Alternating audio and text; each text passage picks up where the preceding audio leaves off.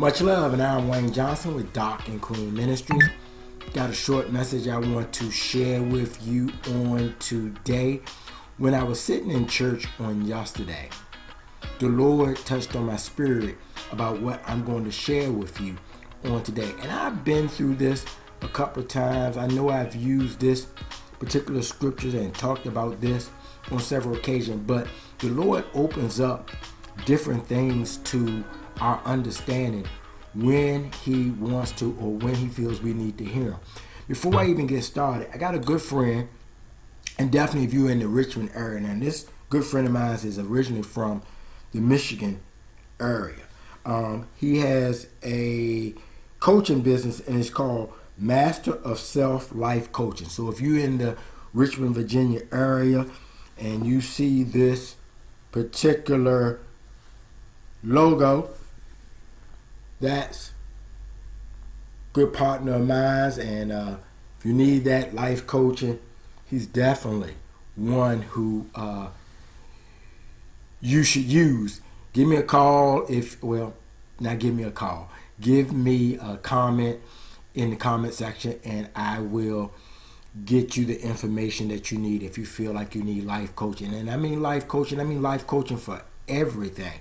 No one particular subject, but this guy is a good, outstanding, I'ma still say, young man. He got me by a couple of years, but he's still a young man, awesome guy. Let us get into the lesson today. I'm going to be coming from Genesis chapter 2, starting with verse 21. So the Lord God caused the man to sleep very deeply. While he was asleep, God took one of the ribs from the man's body. Then he closed the man's skin where the rib had been. The Lord God used the rib from the man to make a woman. Then he brought the woman to the man.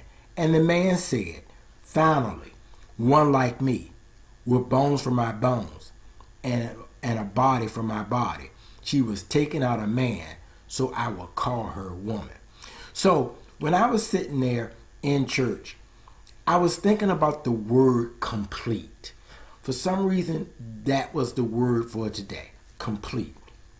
And as I was sitting there, God shared with me that the wife of a husband completes him. Now, I know I probably mentioned that before, but he hit me because the thing was, he shared with me, well, why did I take the rib from Adam to make Eve? And because God could have just made Eve like he made Adam. He didn't need to take anything out of. But it shows the connection. It brings that togetherness. So if they would have been separate where he didn't use the rib out of, then that too would never be what we considered one. But by him using the rib from Adam and putting it in Eve, that made the two of them become one, completeness.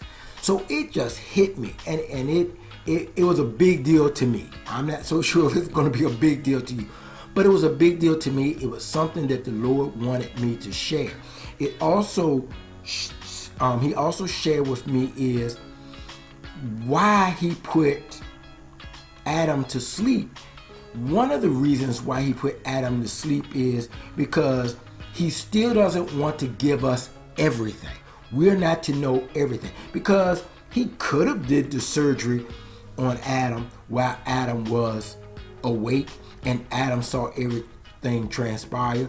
But God doesn't give us everything. He allows things to progress with us, and we learn about different things as we move along. So that is one of the reasons, or that was what was shared to me, one of the reasons why Adam was asleep, because we don't get to know everything. Because if we knew everything, then what would be the purpose of us needing God? But God has that for us to continue to depend on him and see his greatness and his allness for us.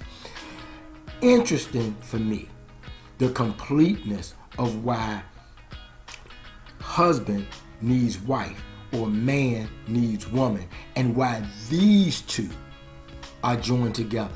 This completes. God said man should not be alone. And so this was a huge revelation for me. I hope that this has helped you as well. Take care. God bless. And once again, much love.